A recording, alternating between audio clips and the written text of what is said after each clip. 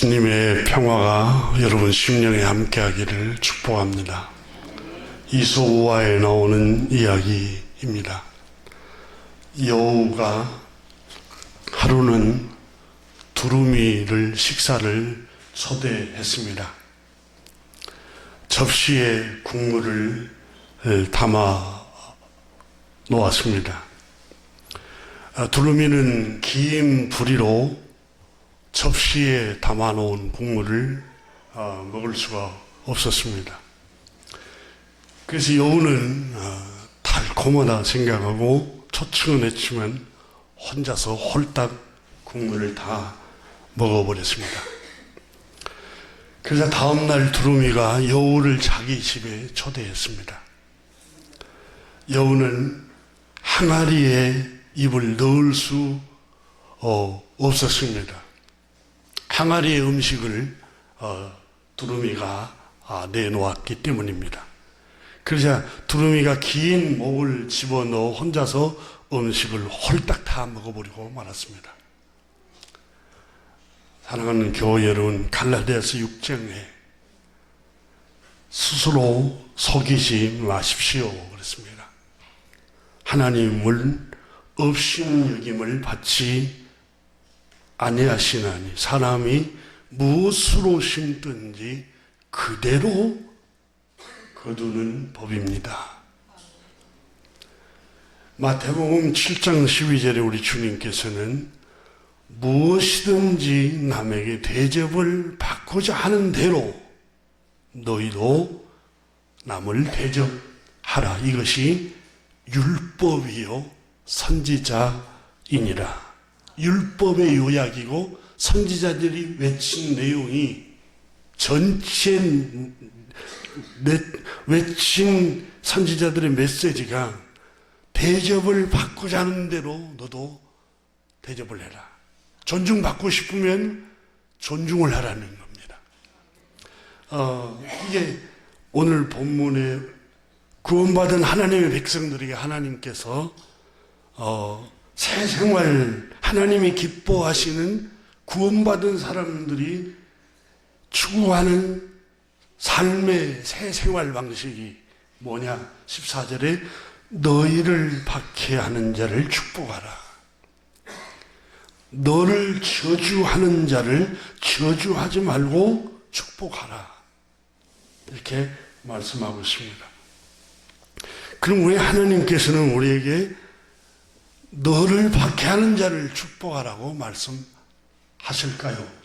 시편 기자는 시편 109편 17절 이하에 보면은 그가 저주를 좋아하더니 그것이 자기에게 임하고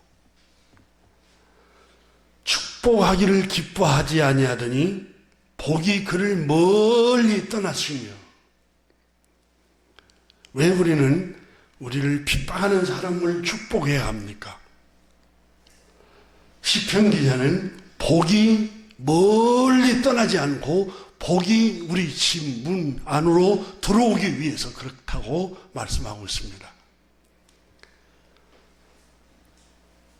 또 저주하기를 옷 입듯 하더니 저주가 물같이 그의 몸속으로 들어가며 기름같이 그 뼛속으로 들어갔나이다. 이 저주하기를 좋아하면은 저주가 자기 가정으로 임한다는 겁니다. 그리고 자기 집안으로 저주가 들어온다는 거예요. 링컨의 정기를 읽어보면은 그의 어머니 낸시 링컨이 9살 된 해에 독초를 먹은 소우유를 먹고 밀크병에 걸려 세상을 떠납니다. 9살의 어머니를, 친어머니를 여의해요. 그 어린 나이에. 링컨은 새 어머니 밑에서 자랍니다. 새 어머니 사라 부시 링컨이라는 분은 굉장히 자상했습니다. 그리고 링컨을 굉장히 따뜻하게 보듬어 줬어요. 링컨은 어려서부터 조용하고 온유하고 책을 좋아해서 책 읽는 것을 많이 배려를 해줬습니다. 정규 교육은 전혀 받지 못했지만 풍부한 독서를 통해서 지식을 쌓고 결국은 변호사가 되고 마침내는 미국의 16대 대통령이 됩니다. 근데 1828년 링컨의 누나 이름이 사라인데 21살 때 시집을 가서 아이를 낳다가 꽃다운 21살 나이에 사망하고 맙니다. 그러니까 9살 때 어머니를 잃고 21살 누나를 또 잃어버려요. 그래서 링컨이 깊은 절망에 빠집니다. 그의 자서전 그 생애를 읽어보니까 너무너무 절망에 빠져서 링컨이 늘 우울하게 보냅니다. 여러분 링컨 사진을 찾아보면 얼굴이 우수에 가득 차 있어요. 그의 전기를 보면은 우울증을 앓았다 이렇게 표현합니다. 9살 때 어머니를 떠나보내고 또 21살 된 누나를 세상에 떠나보내고 또 얼마 있지 않아서 링컨이 사랑했던 연인 앤이라는 이 자매가 장티푸스에 걸려서 세상을 떠납니다. 그러니까 너무너무 세상이 허무한 거예요. 그래서 링컨은 늘 죽음을 생각하고 우울증에 빠져서 사람을 만나려고 하지 않고 혼자서 사색을 하고 혼자 있는 시간을 많이 가졌습니다. 링컨은 그 젊은 시절부터 죽을 때까지 슬픔과 죽음을 생각을 했고 슬픔과 죽음에 관한 시를 또 좋아하기도 했습니다. 심각한 우울증에 시달려야 했고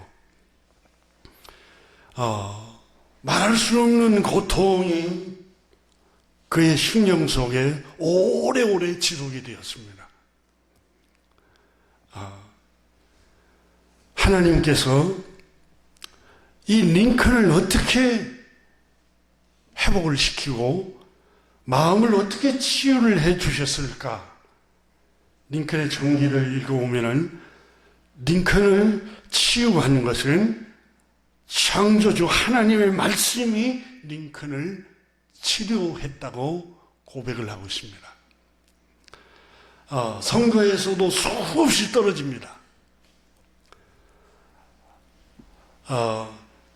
일리노이주 상원의원에서 실패한 후 2년 된 해에 미국 공화당 대통령 후보 지명 선거가 있는데 거기에서 당선을 됩니다. 그리고 마침내 16대 미국 대통령이 되는데 어떻게 이 사람은 불가능한 그 환경 속에서 어떻게 공화당의 대통령 후보가 되고 미국의 대통령이 됐을까? 당시의 선거 상황을 상세하게 기록한 책을 보니까 도저히 미국의 공화당의 대통령 후보로 선출될 기미가 없었어요. 대의원들이 전혀 알 수 없는 사람들이었습니다. 알 수 없었습니다. 그 사람에 관해서 링컨에 관해서 전혀 알 수 없는 무명의 사람이었습니다. 훗날에 여러분 링컨이 대통령이 된 후에 사람들은 링컨에 관해서 노래를 했다고 합니다. 촌스럽기 거지없는 시골뜨기 사람. 그러면 깡촌에서 왔다네.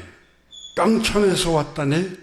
에브라함 링컨은 일리노이주 깡촌에서 왔다네. 이런 노래를 할 정도로 그의 정기에 그렇게 기록할 정도로 아주 사람에게 멸시받고 무시를 당했던 사람입니다. 그러나 이분이 압제와 폭압에 시달리던 흑인 노예를 해방시키고 완전히 그들을 구출을 해냈습니다. 미국 공화당 대통령 후보의 선거에 출마했던 백인 유력 후보자가 윌리엄 하스워드라는 사람이었다고 합니다. 이 사람은 미남형 뉴욕 최고의 도시 뉴욕 출신의 세련되고 외모를 가진 아주 탁월한 언변력을 가진 가문도 뛰어난 가정이었다고 합니다. 모든 사람들이 이 윌리엄 스워드를 다 알고 있었다고 합니다. 주지사를 지냈고 뉴욕 주지사와 연방 의원을 지냈기 때문에 이 사람이 거의 다 당선될 줄 알고 선거 전날 축포를 터뜨리면서 축하 파티를 했답니다. 그런데 이 사람이 떨어지게 된 결정적인 원인은 그릴리라는 사람 때문에 이 공화당 후보 지명전에서 떨어지고 무명의 사람 링컨이 공화당 대통령 후보로 지명이 되었다고 합니다. 그러면 그릴리라는 사람이 대통령 후보 공화당 압도적인 당선이 될 윌리엄 하스워드를 어떻게 결정적이 떨어뜨리는 데 영향력을 미쳤는가? 이 윌리엄 하스워드라는 사람을 14년간 그릴리라는 사람이 보좌를 했대요. 뉴욕 주지사를 당선시키는데 결정적인 영향력을 미친 사람이 그릴리. 연방의원을 만드는데도 그릴리라는 사람이 신문 편집국장들 여론을 형성해서 이 사람을 당선시키는데 앞장을 섰다고 합니다. 그런데 어째서 돌아서 버렸느냐? 그리고 선거를 앞두고 그 선거 인쇄를 가지고 오는 그 인쇄소 투표용지를 가지고 오는 그 사람이 그날따라 오지를 않는 거예요. 선거를 해야 되는데. 그래서 17시간을 미뤘습니다. 선거를. 그 17시간 동안 윌리엄 하스워드가 공화당 지명전에서 유력한 후보가 될 위기에 있을 때에 이 그릴리라는 사람이 이 스워드가 당선하면은 위험한 이유, 왜 당선하지 못해야 할 이유에 대해서 대의원들을 일일이 찾아다니면서 17시간 동안 계속해서 설득을 하기 시작했답니다. 14년간 뉴욕지사와 연방의원까지 할 수 있도록 옆에서 헌신했는데 어째서 갑자기 이 산골 촌놈 링컨을 편에 들었을까? 결정적인 이유는 그 카네기가 쓴 나의 멘토 링컨이라는 책을 읽어보니까 그릴리를 공화당 후보로 나왔던 스워드, 뉴욕 주지사를 지냈던 스워드가 그릴리를 선대하지 않았기 때문이다. 이렇게 그 책에 적었습니다. 스워드를 위해서 수고와 헌신을 했음에도 불구하고 그릴리를 배척하고 섭섭하게 하고 다시 말하면 그에게 은혜를 베풀지 않고 선대를 하지 않았다는 겁니다. 그래서 그릴리는 스워드가 공화당 대통령 후보 지명이 되지 못하도록 당원들, 대의원들, 주지사들을 설득해 가기 시작했다는 겁니다. 그런데 갑자기 그랬느냐? 그렇지 않고 공화당 대통령 후보 지명전에 나선 수호들을 향한 마음에 섭섭함이 장장 6년에 걸쳐서 복수의 칼을 갈고 있었다 하고 그 책에 적었습니다. 이 수호드라는 사람은 꿈에도 생각을 못했습니다. 그릴리라는 사람이 자기를 대통령이 되지 못하도록 낙선운동을 펼치리라는 것은 꿈에도 생각을 못했어요. 그릴리는 영향력을 미칠 수 있는 사람이었습니다.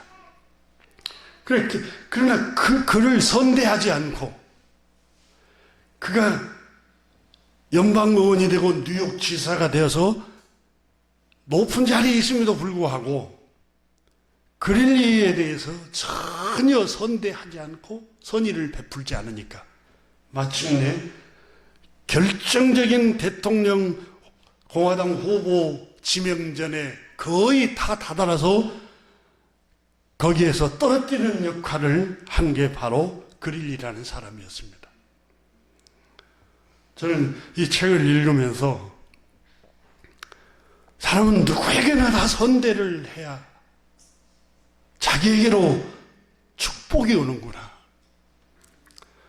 여러분, 이 스워드가 그릴리라는 사람에게 좀 선대하고 마음에 섭섭하지 않도록 좀 호하게 대해주고 그랬더라면은 그는 16대 미국 대통령이 되었을 것입니다. 우리 속담에 원수는 외나무 다리에서 만난다라는 속담이 있습니다.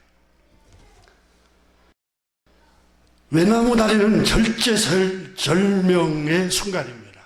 밑에 여러분 강이, 무서운 위험한 강이 낭떠러지가 흐르고 있는데 외나무 다리에서 원수를 만난다고 해보세요.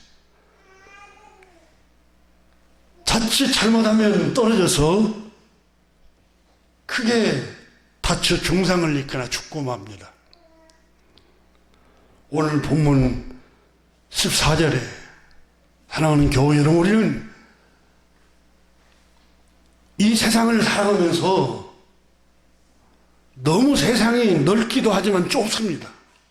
어디서 어떻게 우리가 만나서 도움을 청해야 할지, 또 우리가 하순소리를 해야 할지, 어떤 처지에 있을지는 아무도 모릅니다.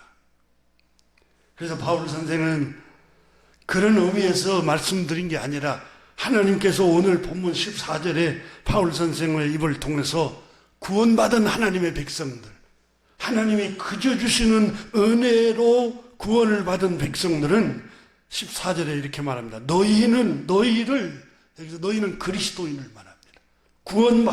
구원받은 너희를, 예수 그리스도 구주의 사랑을 받은 너희를 박해하는 자, 그를 축복하라고 말씀하고 있습니다. 저주하지 말라고 하나님께서 말씀을 하고 있습니다. 이것이 구원받은 사람들의 새 생활의 열매라는 것입니다. 여러분, 로마서 12장 1절에 너희가 값없이 믿음으로 하나님의 그저 주신 은혜로 의롭다 하심을 입고 구원을 받았으므로, 그러므로 형제들아, 너희가 값없이 하나님의 사랑으로 구원을 받았으므로 너희 몸을 하나님께 헌신하라. 하나님이 기뻐하시는 거룩한 산 제물로 드려라. 이 시대를 본받지 말라. 마음을 새롭게 해라. 하나님이 선하게 여기는 일을 해라. 하나님이 기뻐하시는 일을 행하십시오 라고 말하고 있습니다. 바로 하나님이 기뻐하시는 일이 무엇입니까? 너희를 박해하는 사람들을 축복하라는 것입니다. 너를 미워하고 너를 헐뜯고 너를 조롱하고 너를 무시하고 너를 업신여기는 그 사람을 저주하지 말라는 겁니다. 이것이 구원받는 사람들의 표시라는 겁니다. 이것이 구원받는 사람들이 열매 맺는 생활이라는 겁니다. 여러분, 우리가 종교적으로 열심을 내고 열광적으로 광신자처럼 하는 게 구원받는 표시가 아닙니다. 정말 구원받았다면 하나님이 기뻐하시는 일을 행하십시오. 이 세대를 본받지 말고 하나님이 기뻐하시는 일이 무엇입니까? 너를 박해하는 그 형제 자매들에게 선대하라는 겁니다. 그 사람이 시어머니일 수 있습니다. 그 사람이 며느리가 될 수 있습니다. 그 사람이 남편과 아내, 자식이 될 수 있고 부모가 될 수 있습니다. 직장 동료일 수도 있습니다. 가까이에서 관계를 맺고 있는 사람일 수도 있습니다. 하나님께서 말씀합니다. 그러므로 형제들아, 너희가 정말 하나님의 그저 주시는 은혜로 구원을 입었다면 여러분을 박해하는 사람들을 축복하십시오. 이렇게 우리 주님께서는 오늘 본문의 바울 선생을 통해서 우리에게 말씀하고 있습니다.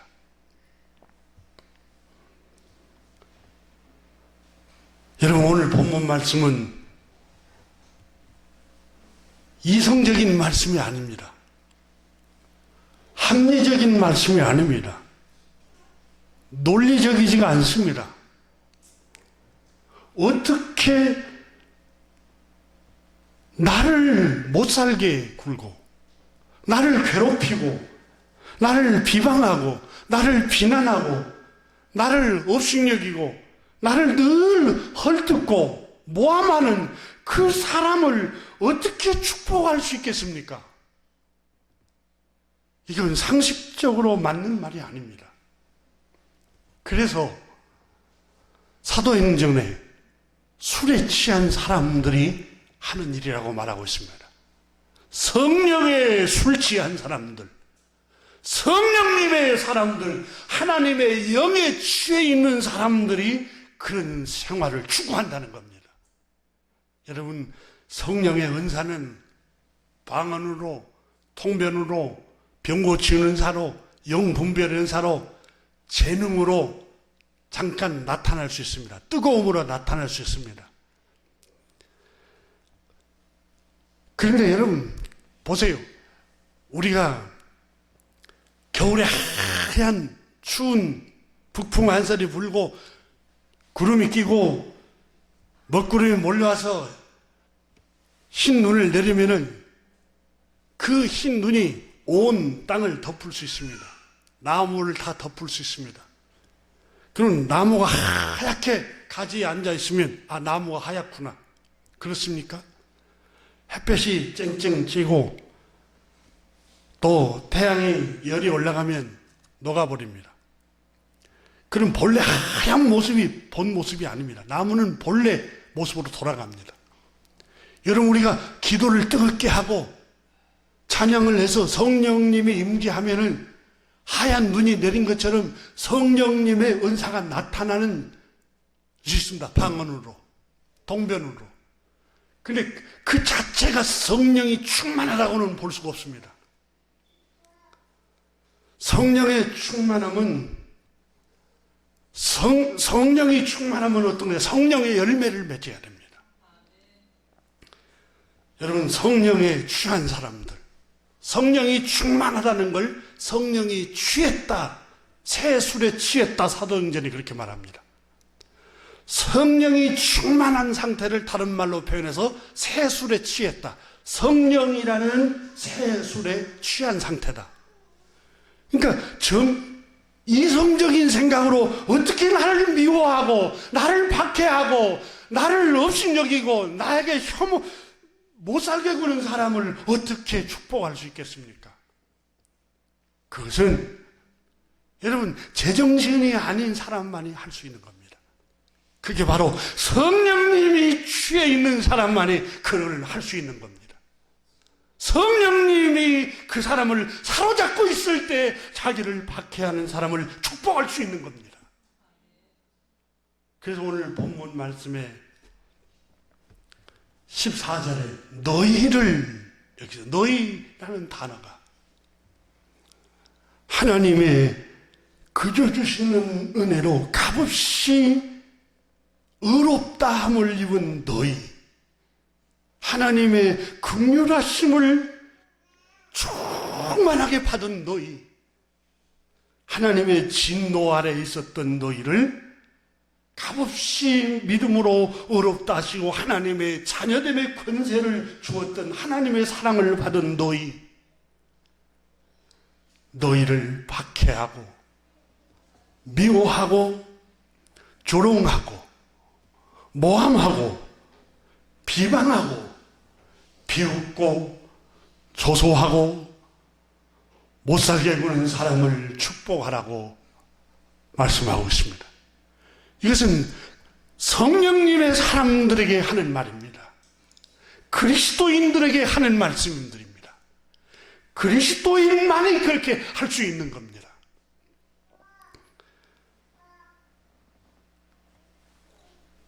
오늘 본문 말씀은 바로 구원받은 백성들에게 하신 하나님의 명령입니다. 구약 성경에도 출애굽기 21장 24절에 눈은 눈으로, 이는 이로, 손은 손으로, 발은 발로, 된 것은 된 것으로, 상하게 한 것은 상함으로, 때린 것은 때림으로 갚을지니라. 이렇게 기록하고 있습니다. 하나님께서.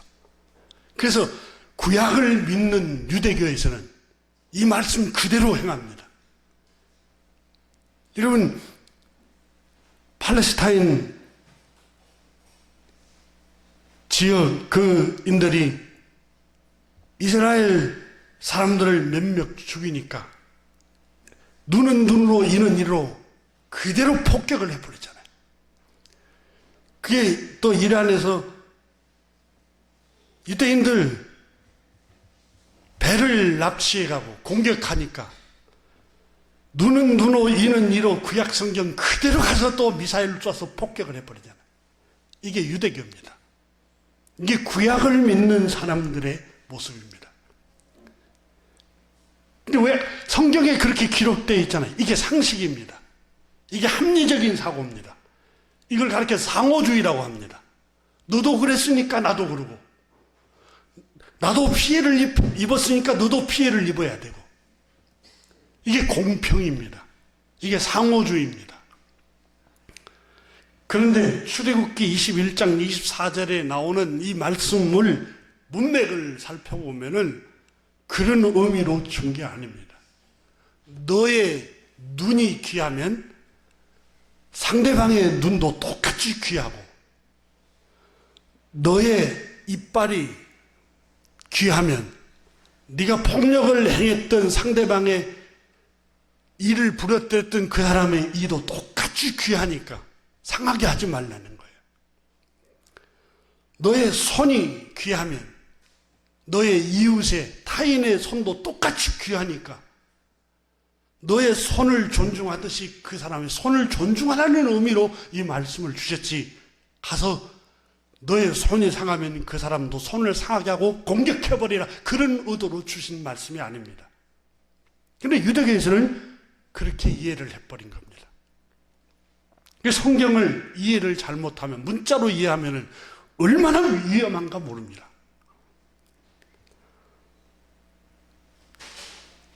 여러분, 오늘 성경에 로마서 12장에 그러므로 형제들아, 하나님의 사랑을 받은 형제들아,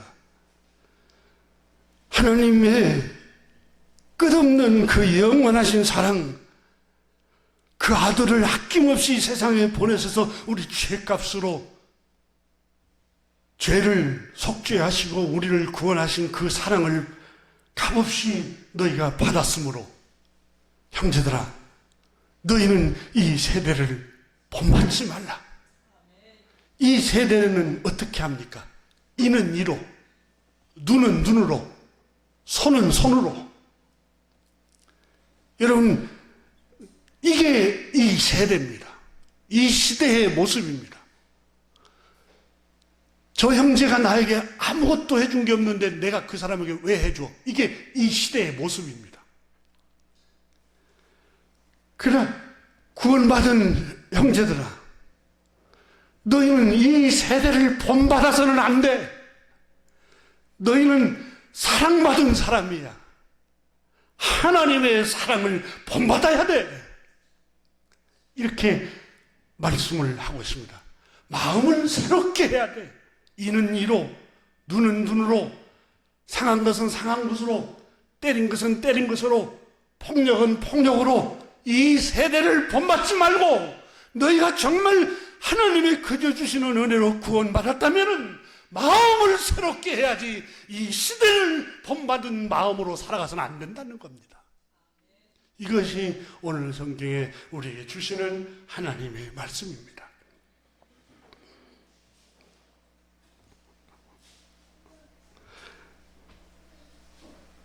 마태복음 5장 38절에 이하에서 사랑의 하나님께서 자기를 보여주셨어요. 빌립이 주여 우리에게 아버지를 보여주옵소서, 하늘 아버지를 보여주시옵소서, 나를 본 자는 하늘 아버지를 보았다. 아버지가 어떤 분이시냐? 하늘 아버지가 어떤 분입니까? 나를 보면은 아는 하늘 아버지가 어떤 분인 줄을 알 것이다.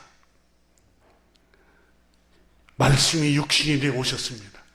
요한복음 3장 내 하나님이 세상을 이처럼 사랑하사 독생자를 주셨으니 이만큼 어마어마하게 사랑해서 독생자를 보내셨단다. 죄의 값으로 속량할 제물로 그분이 오셔서 하는 말씀이 또 눈은 눈으로 이는 이로 갚으라 했다는 것을 너희가 들었으나 나는 너희에게 이르노니 악한 자를 대적하지 말라. 똑같이 하지 말라는 겁니다. 너를 괴롭히고 비난하고 조소하고 고통스럽게 하는 사람을 똑같이 이는 이로 눈은 눈으로 하지 말라는 겁니다.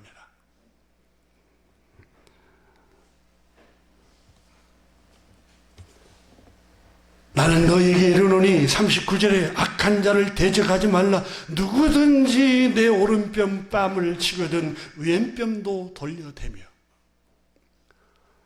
바보입니까? 당하고만 살게?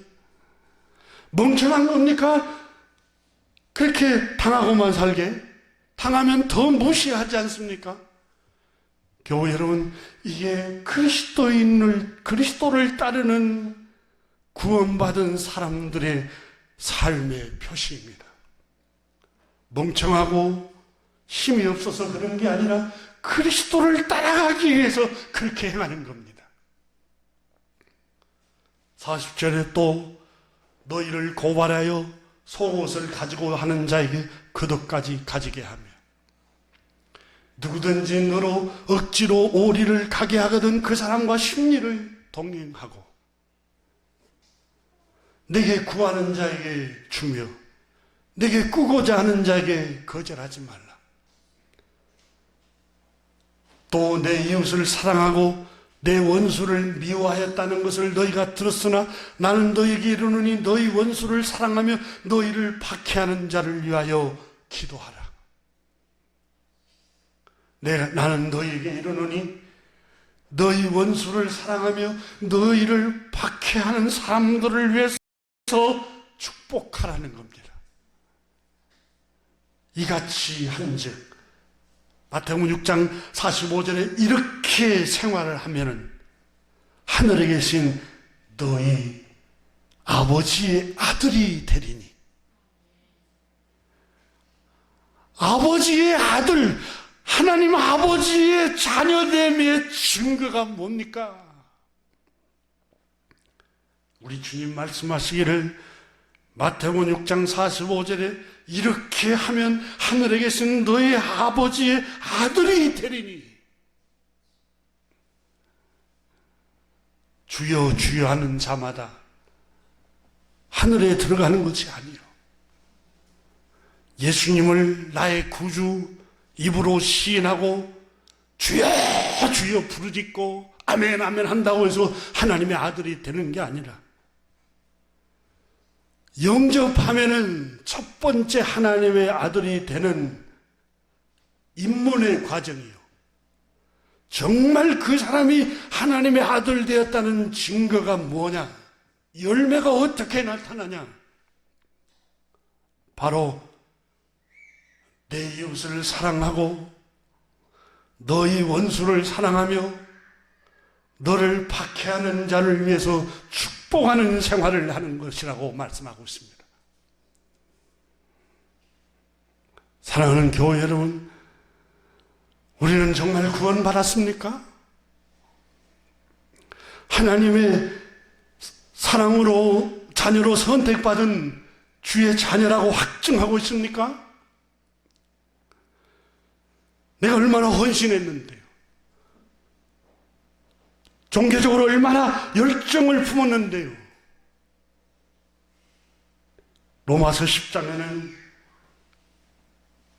나의 간절한 소원과 나의 간절한 기도는 내가 그리스도께서 끈을 지를지라도 나의 동족이 구원받기를 간절히 소원한다. 나의 동족 이스라엘은 하나님께 열심은 가졌으나 올바른 지식을 쫓은 것이 아니었다.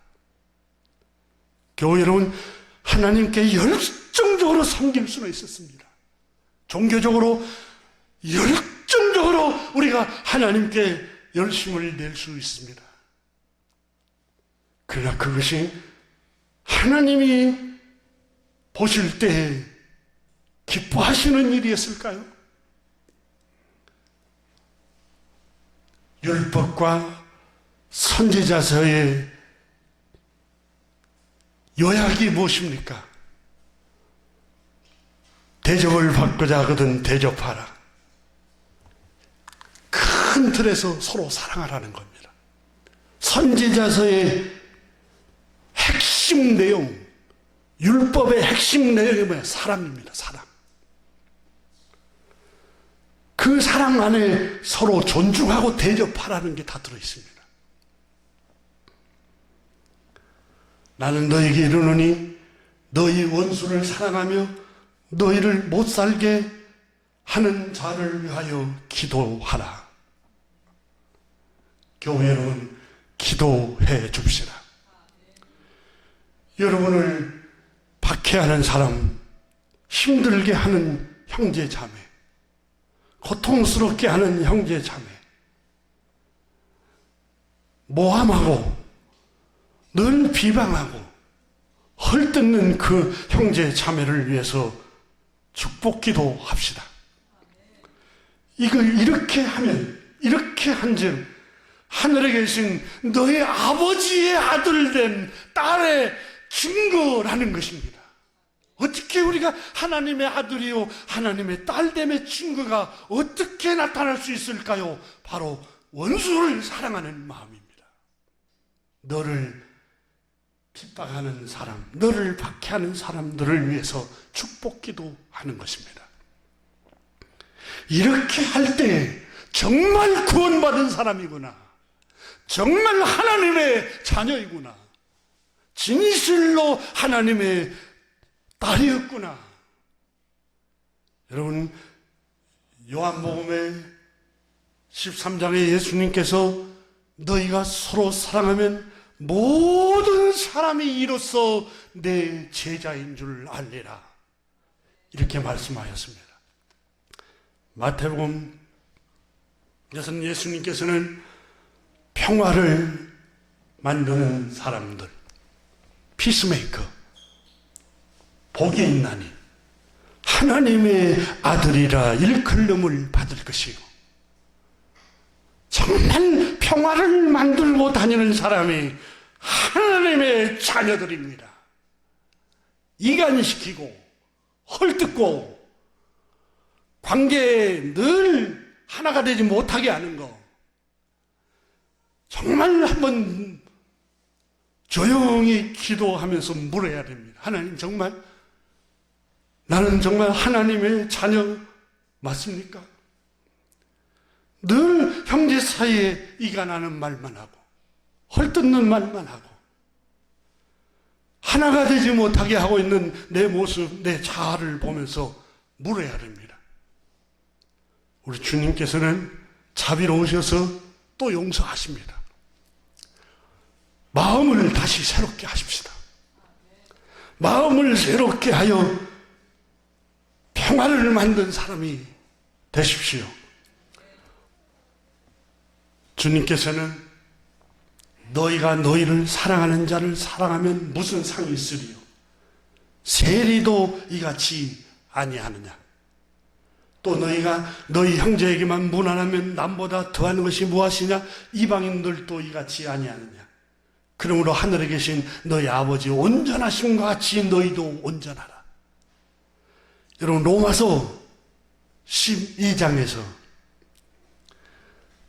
2절에서 너희는 이 세대를 본받지 말고 오직 마음을 새롭게 변화를 받아 하나님의 선하시고 기뻐하시고 온전하신 뜻이 무엇인지 분별하라 그랬잖아요. 온전하신 뜻이 무엇일까요? 마태복음 5장 48절에 그러므로 하늘에 계신 너희 아버지의 온전하심과 같이 너희도 온전하라. 그것이 바로 사랑하는 생활입니다. 그게 온전한 생활이 뭐냐? 용서하고 사랑하는 생활입니다. 용서하고 사랑하는 생활. 너희가 정말 구원받았다면 마음을 새롭게 하여 하나님이 기뻐하시는 일이 뭘까? 선하게 여기시는 일이 뭘까? 하나님의 온전하신 뜻이 무엇일까? 여러분, 율법의 선지자와 율법의 온전한 핵심 내용이 뭐예요? 사랑입니다. 너희 원수를 저주하지 말고 축복하며 너희 핍박하는 사람을 위하여 축복하고 너희 원수를 위해서 기도하라고 오늘 성경에 우리에게 말씀을 하고 있습니다. 이것이 구원받은 사람들의 표시입니다. 구원받은 사람의 표시는 아멘 하면 손을 높이 들고 하는 게 표시가 아닙니다. 할렐루야! 이런 소리가 아닙니다. 주여! 주여! 이런 목이 새도록 외치는 소리가 아닙니다. 구원받은 사람의 표시는 너를 핍박하는 사람을 위하여 축복해라. 너희 원수를 위해서 저주하지 말고 그를 위해서 기도하라. 여러분, 이것이 구원받은 사람들의 표시입니다. 구원받은 하나님의 자녀들의 표시입니다. 한국 교회가 이것을 강하게 설교하면 얼마나 좋을까요? 정말 입으로만 주여 주여 외치는 게 아니라 우리 주님이 말씀하시기를 이같이 한즉 하늘에 계신 너희 아버지의 아들이 되리니, 이같이 한즉, 이같이가 뭡니까? 그 앞에 나오는 문맥입니다. 너를 핍박하는 사람, 너를 미워하는 사람을 축복하라는 겁니다. 눈은 눈으로 갚지 말고 이는 이로 갚지 말고 오른뺨을 치거든 왼뺨도 돌려줄 수 있는 그런 온유함, 너그러움, 넓은 마음을 품으라는 거예요. 좁쌀만게 너도 그랬으니까 나도 꿍 하고 이렇게 있지 말고 넓은 마음을 가지고 그를 용납하라는 겁니다. 속옷을 가지고 자면 겉옷까지도 내어주고, 외국인 노동자가 임 집사님 집 일하러 왔습니다. 예. 하루 일당이 얼마인데 제가 조금씩 더 드리라고 얘기를 합니다. 왜 더 드려야 되냐고 정해졌는데 이분이 외국인 나그네 애들이더라고. 그래서 조금씩 더 드려야 된다고. 올 때마다 제가 더 드리라고. 내 돈도 아니면서. 주님께서 내가 그랬어요. 왜 그러냐고 묻길래 복을 받기 위해서 그럽니다. 계산만 하면 복을 못 받습니다. 너그러운 마음, 넓은 마음을 갖고 조금 더 드리십시오. 일용직 일 소개하는 센터에서 3분의 1을 떼가버립니다. 그 다음날 오면은 그 센터에는 연락하지 말고 그냥 오라고 하고 센터에 줄 돈을 다 외국인 노동자에게 다 줬습니다. 이게 너무 좋아해가지고 내일 또 일 나 불러주라고. 그 외국인들이 그 아픔, 그 고통, 그러면서 자녀가 몇 명이고 와이프는 있냐고 물어보고 돈을 벌어서 자기 부모님에게 돈을 붙인다는 소리를 듣고 가슴이 막 애리더라고요. 애려. 여러분, 오늘 성경에 넓은 마음을 품으십시오. 누구에게나 다. 조금 손해보고 조금 넓은 마음을 품으세요. 그냥 세세하게 따지다 보면 여러분 눈이 어두워집니다.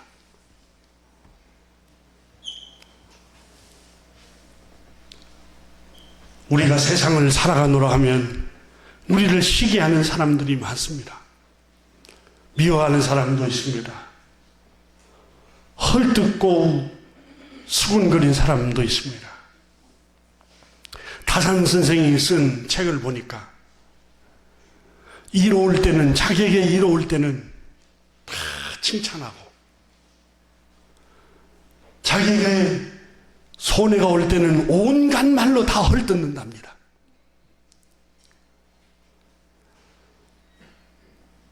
또 비난하고 비웃고 조소한다고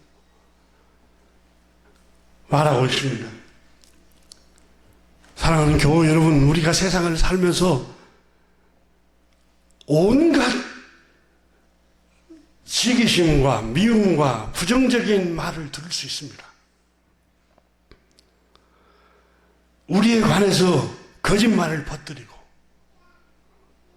부정적인 말로 선동을 하고 악한 감정을 갖도록 사람들을 부추기는 경우들이 허다합니다. 이것은 목사 세계에서도 그렇습니다. 저도 그런 피해를 당한 적이 있습니다. 그렇지만 주님의 말씀을 생각합니다. 그가 괴로울 때에도 도살장으로 끌려가는 양같이 아무 말 하지 않으셨던 것처럼 말입니다. 우리를 비난하고 헐뜯고 비웃고 조소하는 사람들이 있습니다.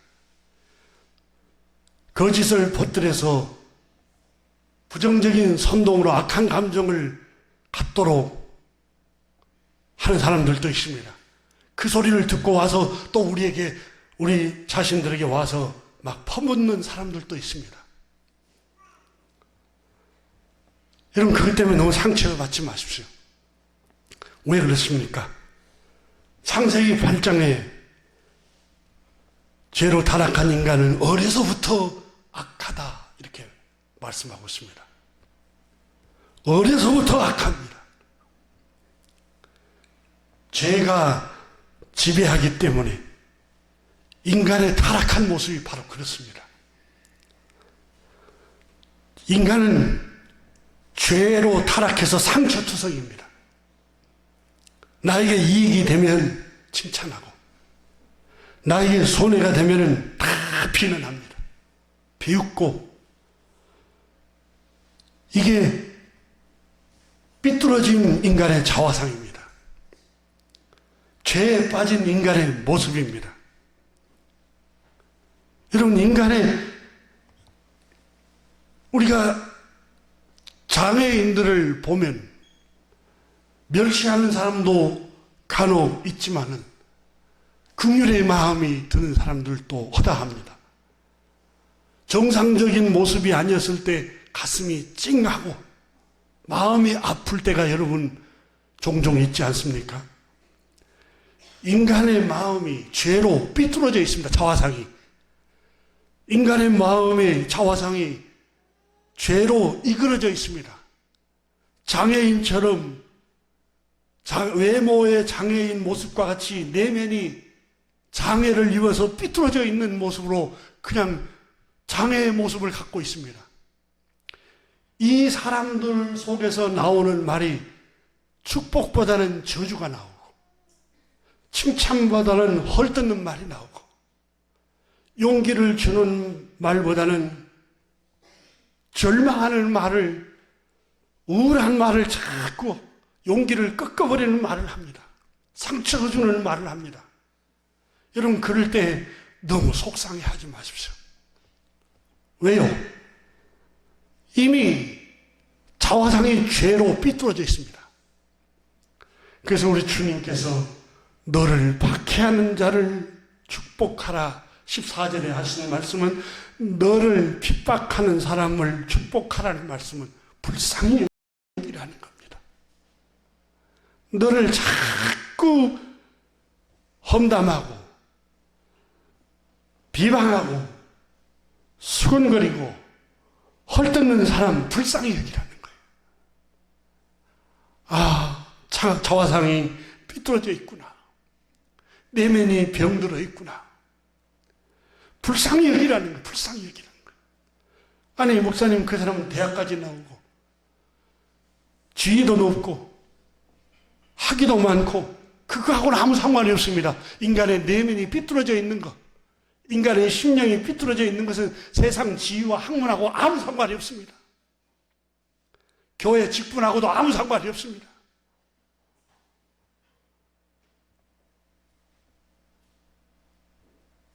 우리 주님께서는 오늘 본문 너희를 박해하는 자를 불쌍히 여기라. 누가복음 23장에 예수님을 십자가에 못 박으소서, 십자가에 못 박으소서 군중들이 외칩니다. 십자가에 못 박아버렸습니다. 지나가는 사람들이 입을 비추기며 비웃습니다. 조소합니다. 수군거립니다. 네가 메시아면은 남은 구원해냈고 남은 살리고 병을 고치면서 너는 십자가에서 왜 내려오지 못하느냐? 내려와 봐라. 비웃습니다. 조소합니다. 강도들도 예수님을 조롱했다고 기록하고 있습니다. 십자가에 못 박아 죽어가는 강도도 내가 하나님의 아들이라면 너도 구원해보고 우리도 구원해봐라. 온갖 조롱을, 비웃음을 다, 비방을 다 들으면서 그때 예수님께서 아버지, 하늘 아버지여, 저들의 죄를 용서하여 주옵소서.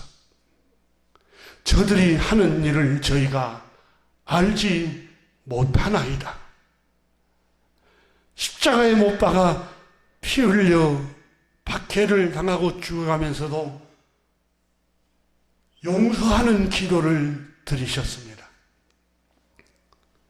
사랑하는 교회 여러분, 요한일서 4장 7절에 사랑하는 자들아 우리가 서로 사랑하자. 사랑은 하나님께 속한 것입니다. 사랑하는 자마다 하나님께로부터 나서 하나님을 알고, 사랑하지 아니하는 자는 하나님을 알지 못하나니 이는 하나님은 사랑이심이라.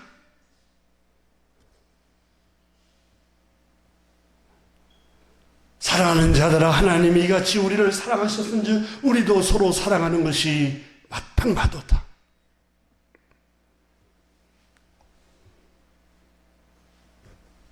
주의 인자는 끝이 없고 그의 자비는 무궁하며